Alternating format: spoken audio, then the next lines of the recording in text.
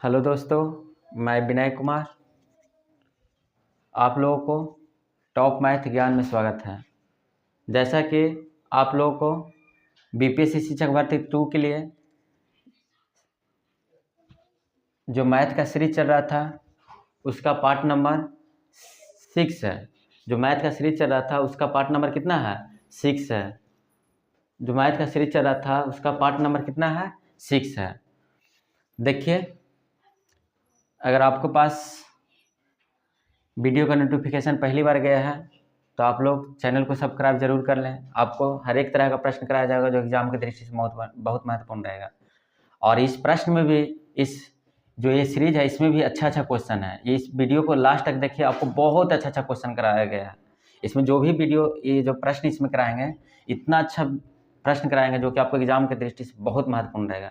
आप लोग वीडियो को पूरा देखिए, ठीक। और पहले अपने खुद बनाने का कोशिश करें, उसके बाद देखिए हम जो सॉल्यूशन करते हैं उसको समझिए। और आप लोग बस सपोर्ट ऐसे करते रहिए। आपका सपोर्ट रहा तो आपके लिए अच्छा हम बेहतर कर सकते हैं, ठीक। देखिए, पहला क्वेश्चन क्या है। यदि 3 sin x + 5 cos x बराबर 5 है तो पूछा जा रहा है 3 cos x - 5 sin x का होल स्क्वायर क्या आएगा।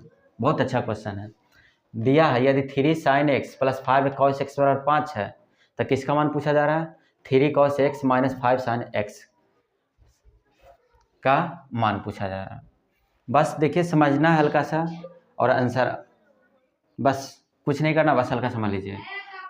हम लोग जानते हैं, एक फार्मूला पढ़े होंगे क्या, जब a है यहाँ क्या है, b है, ये क्या c का काम करता है। जैसे एक फार्मूला होता है कि a sin x + b cos x बराबर c है।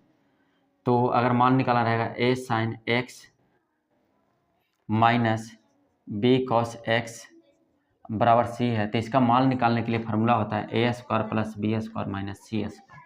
यानी जो a के साथ है, जो साइन के साथ है a का मान करेगा, जो कॉस के साथ है b का मान पुट करेगा, और जो कांस्टेंट रहेगा वो c का मान करेगा। यानी यहाँ वही देखिए, a का मान 3 करेगा काम, b का मान 5 करेगा, और c का मान कितना है?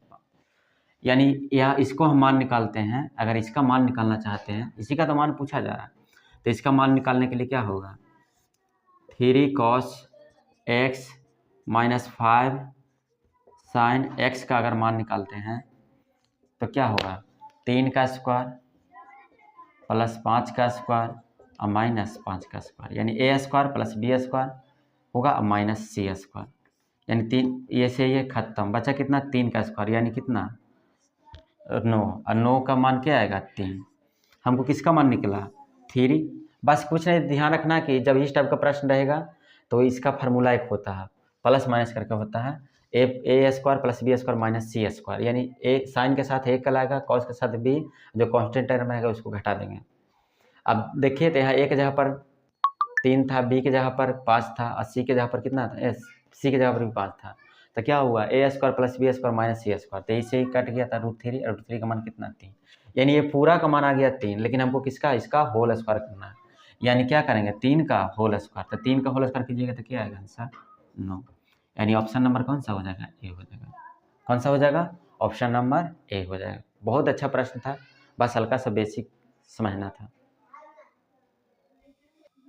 देखिए, प्रश्न नंबर 3 क्या है? 1 + 1/3 + 1/3 का होल स्क्वायर + 1/3 का क्यूब बराबर कहाँ तक जाना है? अनंत तक जाना है। तो इसका योग क्या होगा? यानी इसको अनंत पदों तक जोड़ेंगे इस टाइप का, तो इसका योग क्या होगा? ये प्रश्न बहुत अच्छा प्रश्न है। देखिए, 1 + 1/3 + 1/3 का होल स्क्वायर + 1/3 का होल क्यूब, कहाँ तक? अनंत पदों तक योग याद करना। यानी जब भी इस टाइप का प्रश्न रहे, अनंत तक दिख जाए, हमेशा ध्यान रखिएगा कि ये जीपी का काम करता है, जीपी का प्रश्न होता है। तो इसको हल कैसे करेंगे? तो a बराबर तो 1 दिया हुआ है।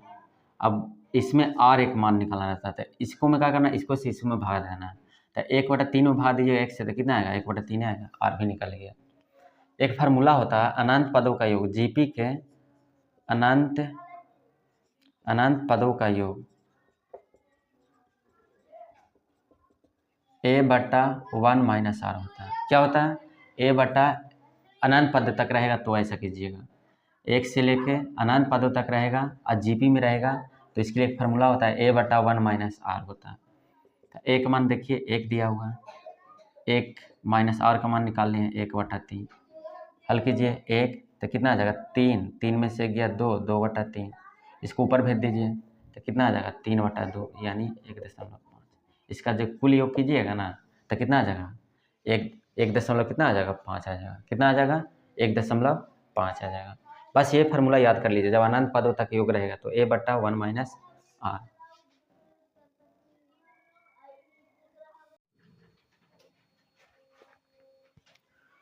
देखिए प्रश्न नंबर 3 क्या है, इसको हल करना है। प्रश्न नंबर 3 क्या है, समुद्र तल से 100 मीटर ऊंचे लाइट हाउस के, देखिए समुद्र तल से 100 मीटर ऊंचे लाइट हाउस के शिखर से देखने पर दो समुद्री जहाजों के अवनमन कोण क्रमशः 30 डिग्री और 45 डिग्री है। यदि दोनों जहाज लाइट हाउस के एक ही तरफ है तो दोनों जहाजों के बीच की दूरी क्या होगी। देखिए एक लाइट हाउस है समुद्र के अंदर लगा हुआ। लाइट हाउस जैसे मान लीजिए कि बीच में एक खंभा एक तरह से अथी लगा दिया, उस पर लाइट लगा दिया है। और क्या होता है, जैसे देखिए प्रश्न में हम समझाते हैं आपको कि मान लीजिए एक समुद्र है, समुद्र में एक लाइट हाउस है, ये लाइट हाउस है मान लेते हैं, ठीक, जो कि 100 मीटर है।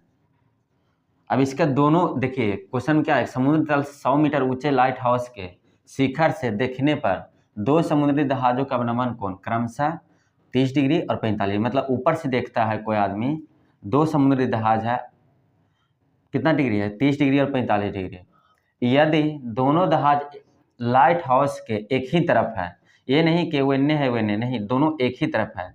मान लेते कि ये समुद्र में है, ये समुद्र है, समुद्र में दो जहाज है, मान लेते कि एक जहाज यहाँ है और एक जहाज यहाँ। जब इसको देखता है यहाँ से तो अवनमन कोण 30 डिग्री बनता है। कितना बनता है 30 डिग्री बनता है। जब ये जहाज को देखता है तो अवनमन कोण 45 डिग्री हो जाता है, यानी यहाँ कितना हो जाएगा 45 हो जाएगा। क्यों, क्योंकि उन्नयन कोण बराबर अवनमन कोण होता है। यही चित्र है। देखिए एक समुद्र, ये लाइट हाउस है 100 मीटर है, दोनों एक ही, दो जहाज है जो दोनों एक ही तरफ है, एक दूसरे के पीछे है। यहाँ से देखता है तो एगो को देखता है तो 30 डिग्री का कोण बनता है, और दूसरा का जहाज को देखता है तो 45 डिग्री का अवनमन कोण बनता है। तो इसमें पूछा जा रहा है कि बताइए कि ये दोनों जहाजों के बीच, तो दोनों जहाजों के बीच की दूरी क्या है, यानी इससे यहाँ की दूरी, ये दोनों की दूरी क्या है। नाम दे दीजिए, नाम दे देते हैं ए, बी, सी और डी। देखिए इस टाइप का प्रश्न करने के लिए आपका तरीका तो बहुत है, लेकिन बेसिक से बनाते जाइएगा तो बहुत टाइम लगेगा। हम आपको बताते हैं कि tan 45 के बारे में जानते होंगे। tan 45 के बारे में क्या जानते हैं, tan 45 के बारे में आपको समझाते हैं हल्का सा। मान लीजिए यहाँ 45 डिग्री कोण बन रहा है, तो ये लंब है, ये आधार है, तो क्या होता है कि tan थीटा में जितना लंब, tan 45 का मान जितना लंब होता है उतना ही आधार होता है। जब 45 डिग्री रहे तो एक चीज़ ध्यान रखना है हमेशा कि जितना लंब होता है उतना आधार होता है। यानी tan 45 का मान मतलब हम ये जो होता है अनुपात अभी हम निकाल रहे हैं, ये 1 होगा तो ये भी 1 होगा। tan 45 लेके चलते हैं, अगर tan 45 लेके चलते हैं तो ये 1 तो 1, कहा कि tan 45 बराबर क्या होता है 1 का मान 1 होता है, दोनों बराबर आपस में होता है, यानी जितना लंब होगा उतना ही आधार होगा। यानी अभी हम प्रेजेंट टाइम में लेंगे तो 1:1 होगा। अब हम लोग एक चीज़ और जानते हैं कि tan 30 में अगर tan 30 लेते हैं तो इसका रेशियो जो होता है, tan 30 का मान हम लोग जानते हैं क्या होता है, tan 30 बराबर क्या होता है 1/√3। 1 क्या होता है √3, यानी लंब 1 होगा तो ये आधार क्या होगा √3 होगा। tan 30 अगर लेंगे, पहले बढ़िया से मान लीजिए, tan 45 में दोनों बराबर होता है, लेकिन tan 30 में क्या होता है, अगर खंभा 1 है तो उसका जो परछाई बनेगा √3 बनेगा, यानी 1:3 होता है। तो देखिए यहाँ tan 30 है तो ये तो एक इसके लिए भी काम कर रहा है, दोनों सेम है, यानी यहाँ भी देखिए इसके लिए भी 1 का काम करेगा, और tan 45 देखिए tan 45 के लिए भी 1 का काम कर रहा है, और tan 30 के लिए भी। क्या है कि देखिए tan 45 में लंब 1 कहलाता है, आधार √3। अब इसमें देखिए tan 30 के लिए आधार ये पूरा हो गया, तो tan 30 के लिए आधार कितना हो जाएगा √3 पूरा हो जाएगा। अब इसमें से बतलाइए, जब ये 1 हो गया है, BC कितना हो गया है 1 हो गया है, ये पूरा √3 है तो ये कितना हो जाएगा। अब बतलाइए कि √3 में से कितना घटा देंगे, 1 घटा देंगे, यानी B और C के बीच, D और C के बीच की दूरी कितना हो जाएगा √3 - 1। फिर से एक बार समझ लीजिए, tan 45 रहेगा तो जितना लंब उतना ही आधार, लेकिन जब tan 30 रहेगा तो लंब 1 रहेगा तो आधार √3, और tan 30 के लिए आधार ये पूरा काम करेगा, DC है जो पूरा काम, D और B पूरा काम करेगा। तो tan 30 का मान देखिए, यहाँ तो एक ठीक काम कर रहा है, लेकिन यहाँ जो काम कर रहा है √3 आना चाहिए। और यहाँ जब बताइए कि यहाँ जब 1 हो गया, tan 45 से अपना 1 ले लिया है, तो इधर कितना बचा है, √3 - 1 घटा देंगे तो ये पता लग जाएगा। तो अब बतलाइए, जो 1 है इसी का मान कितना दिया हुआ है, 100 बन गया बस। क्या अब क्वेश्चन में कुछ रहा नहीं, बस बन गया, आंसर आ गया। देखिए जो 1 है किसके बराबर है, 100 के बराबर। 1 है जो किसके बराबर है, 100 के बराबर। हमको क्या पूछा जा रहा है, डीसी के बीच की दूरी। तो डीसी कितना है, √3, यानी कितना से गुना कर देंगे, √3 से गुना कर देंगे, यानी कितना हो जाएगा, 100 √3 - 1। अब इसको हल कर लीजिए, इसको हल कीजिएगा, जो ही हल करने के बाद आएगा, इसको लगभग हल कीजिएगा तो आएगा 73.2 आएगा। इसको हल करके देख लीजिएगा, लगभग देखिए √3 को 1.73 दूर रख लीजिएगा, उसके बाद 1 घटा के 100 में गुना कर दीजिएगा, आंसर कितना आ जाएगा, √3 73.2 आएगा लगभग। बस कुछ नहीं था। देखिए 1 है जो 100 के बराबर है, यानी एक यहाँ हमको तरफ से 1 आया, लेकिन क्वेश्चन में था 100, तो 100 1 के बराबर, तो 100 1 के बराबर, और जो मान पूछा है उसको से गुना करेंगे, आगे आंसर।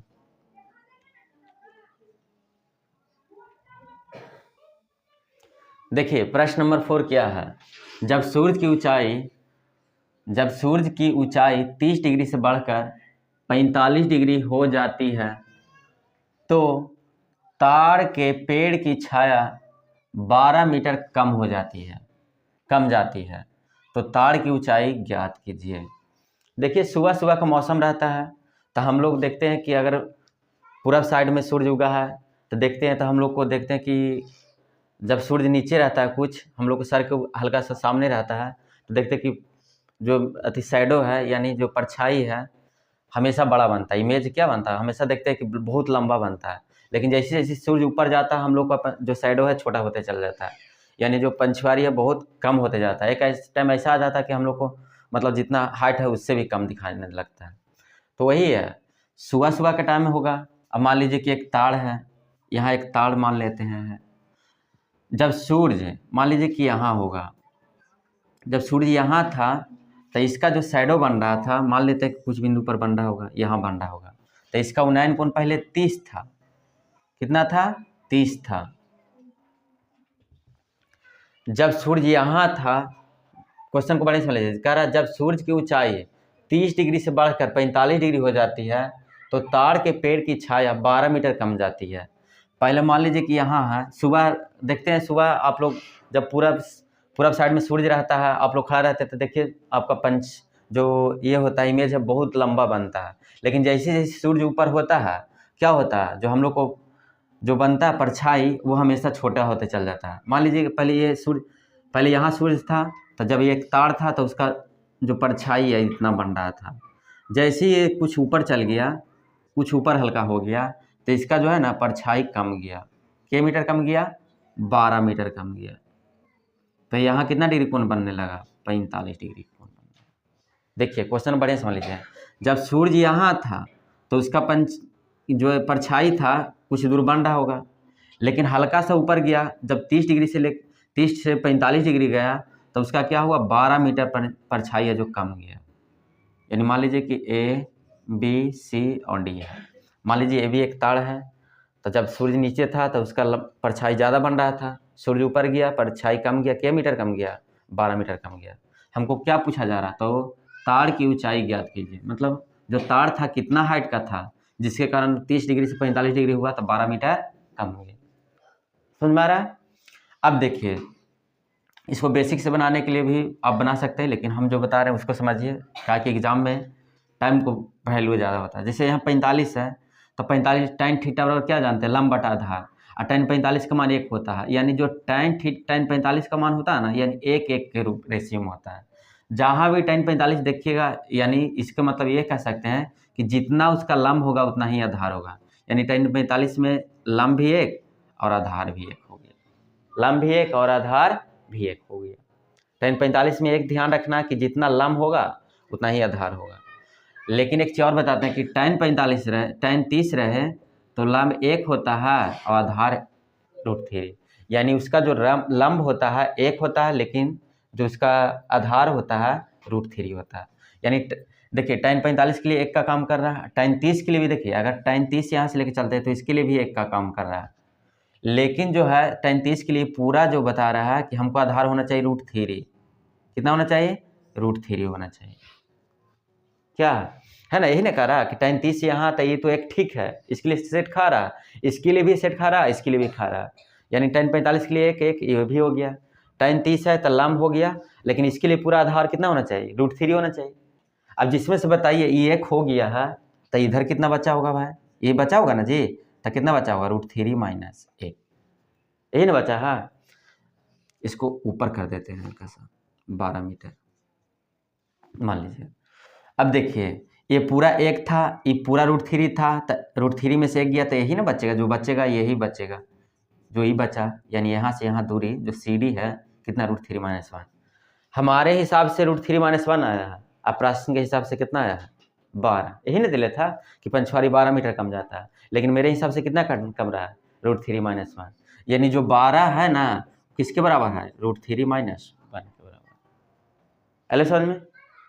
√3 - 1 के बराबर है। हमको पूछ रहा कुछ चीज तार की ऊंचाई, तो तार कितना ऊंचा लंबा है? 1, तो हम कैसे गुना कर दो 1 से? तो 1 से कोई फर्क पड़ता ना पड़ता, यानी 12 √3 - 1। अब इसी का कैलकुलेशन कर लेना, √3 का मान 1.732 रख देना है और हल करवा तो एक आंसर है तो 16.39। देखिए क्वेश्चन नंबर 5 क्या है? एक बहिवान जमीन से 30 डिग्री कोण पर उड़ता हुआ 184 मीटर की दूरी तय करता है, तो बहिवान जमीन से कितने ऊपर है? एक बहिवान है, यहाँ से उड़ना आरंभ किया, वो भी 30 डिग्री के साथ एंगल के साथ उड़ना प्रारंभ किया। जब उड़ता है, वो उड़ता है तो उड़ते वक्त जहाँ मतलब एक ये जो है ना, ये दूरी तो ऐसे करता है, ये न कि ऐसे डायरेक्ट करता है। यहाँ से बहिवान उड़ना देखिए ऐसे प्रारंभ किया और 30 डिग्री के एंगल के साथ उड़ना प्रारंभ किया और कोण पर उड़ता हुआ 184 मीटर की दूरी तय करता है। कितना मीटर की दूरी तय किया है? 184 मीटर की दूरी तय करता है। तो बहिवान जमीन से कितना ऊपर है? ये जब 184 मीटर दूरी तय कर लेगा ना, यानी मान लीजिए कि यहाँ से यहाँ दूरी तय की 184 मीटर, तो कह रहा है कि ऊंचाई कितना होगा? डायरेक्ट जब जमीन से नापेंगे तो हाइट कितना होगा, यानी एच का मान पूछा जा रहा है, यही पूछा जा रहा है। ठीक, कि हमको पूछा जा रहा है कि बहिवान जो है कितना ऊपर है, कब? जब 30 डिग्री एंगल के साथ के मीटर दूरी तय किया है? 184 मीटर। तो देखिए tan 30 ना है, 30 के लिए क्या जब बताए हैं तो 30 डिग्री क्या बताएं कि यहाँ 1 लेना है, तो यहाँ क्या लेना है? √3 का, कि tan 30 डिग्री tan थीटा को जो होता है, tan 30 डिग्री का मान को जो होता है लंबाटा आधार, यानी 1/√3, यानी लंब है जो 1 के काम करेगा, आधार है जो कितना काम करेगा? √3 के काम करेगा। तो ये कितना हो जितो? तो ये लंब आधार है, लंब आधार दे लेना है जी, तो कारण ना निकाल सकलू है अंदर रूट लंब के स्क्वायर, यानी √3 का होल स्क्वायर प्लस 1 का होल स्क्वायर, तो √3 का होल स्क्वायर करूँ तो 3 प्लस 1 तक है तो √4, 4 के मान 2 के, यानी हम कह सकते हैं जो कर्ण है कितना काम करेगा? 2 का काम करेगा। समझ में आ रहा है? एक बहिवान उड़ रहा है, ये सब समझ लीजिए। अब ये दिमाग लगाना है कि 30 डिग्री है तो ये 1 काम करेगा, लंब है जो 1 का काम करेगा, आधार है कितना? √3 का, तो कर्ण कितना काम करेगा? 2 का। ये 2 है जो किसके बराबर है? 184 के बराबर, यही ना 2। अरे हमारे तरफ से 2 आया, लेकिन प्रश्न कह रहा है कितना चलना है? 184। तो क्या पूछा जा रहा था? हाइट ना, तो हाइट लगे कैसे गुना करो बताओ? हाइट क्या है? 1 है। काट दो 2 से, 9 दूनी 18 और 2 दूनी 4 और गुना 1 करूँ तो के मीटर, यानी 92 मीटर दूरी तय करेगा। जो ऊंचाई 92 मीटर की ऊंचाई पर उड़ रहा होगा, कब? जब वो 184 मीटर तय करेगा। आगे समझ में कोई दिक्कत?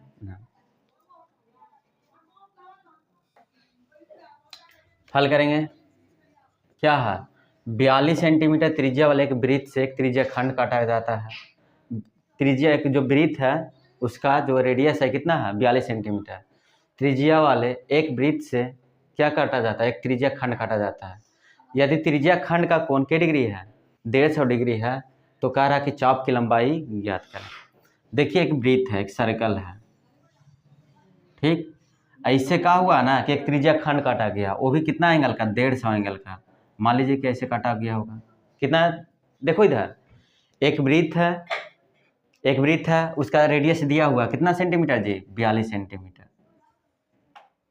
42 सेंटीमीटर। ऐसे क्या हुआ, एक त्रिज्या खंड काटा गया, ये पूरा एकदम हटा दिया गया, मतलब काट को वहाँ से वृत्त से हटा दिया गया। मान लीजिए यहाँ ए है, यहाँ बी है और ओ है। फिर से देख पढ़ लीजिए, 42 सेंटीमीटर त्रिज्या वाले एक वृत्त से एक त्रिज्या खंड काटा जाता है तथा त्रिज्या खंड का कोण के डिग्री है 150 डिग्री। जो त्रिज्या खंड है ना, कितना डिग्री पर है, 150 डिग्री। एक वृत्त था, उसमें से एक त्रिज्या खंड काट के, मतलब मान लो कि इतना हम काटे, जैसे पिज्जा उज्जा लाता है ना, जैसे है ना, जैसे केक उक में से कुछ ही करता, काट के ऐसे करके क्या कर दिया, इस साइड हटा दिया। ठीक, तो ये पूछ रहा है ना कि बतलाइए ये जो है ये वाला कितना लंबा कटेगा। देखिए यही पूछ रहा है, त्रिज्या खंड का कोण 150 डिग्री है, तो चाप की लंबाई, चाप इसको बोलते हैं, ये वाला पूछ रहा है। तो इसके लिए एक फार्मूला होता है चाप की लंबाई निकालने के लिए। चाप की लंबाई जब भी पूछे कि चाप की लंबाई निकालना है तो 2πr थीटा बटा 360 का यूज कीजिए, आंसर आ जाएगा। अब सब चीज़ आपको मालूम है, रेडियस दिया हुआ 42 है ना, एंगल थीटा दिया हुआ कितना 150, और बाकी जो मान है यहाँ से लेकर हल कीजिए। तो 2, अब पाई का मान रहने दीजिए, पाई का मान भी फुट कर दीजिए, 22/7, पाई का मान कितना होता है 22/7 होता है। तो कितना हो जाएगा 22 गुना आर कितना है जी 42 है, थीटा कितना है 150 है, अब बट्टा 360, अब 22/7 ना होता था, 7 नीचे कर दीजिए। अब बना लीजिए, 0 से 0 कैंसिल हो गया, कट रहा है, काट दीजिए, 7 6 का 42 हो गया, 7 6 का 42 और काट दीजिए, 6 6 का 36 हो गया, 3 दूनी 6 हो गया, 5 तिया 15 हो गया, यानी गुना कर दीजिए 5×5 होतल से 110 सेंटीमीटर। जो ये चाप है यहाँ से यहाँ दूरी कितना है 110 सेंटीमीटर। ऑप्शन नंबर कौन सा हो जाएगा, डी हो जाएगा। एक चीज़ ध्यान रखिए कि चाप की लंबाई याद कर निकालने के लिए फार्मूला होता है 2πr थीटा बटा 360, और सब मान आपका दिया हुआ है, यानी चाप की लंबाई कितना हो जाएगा 110 सेंटीमीटर।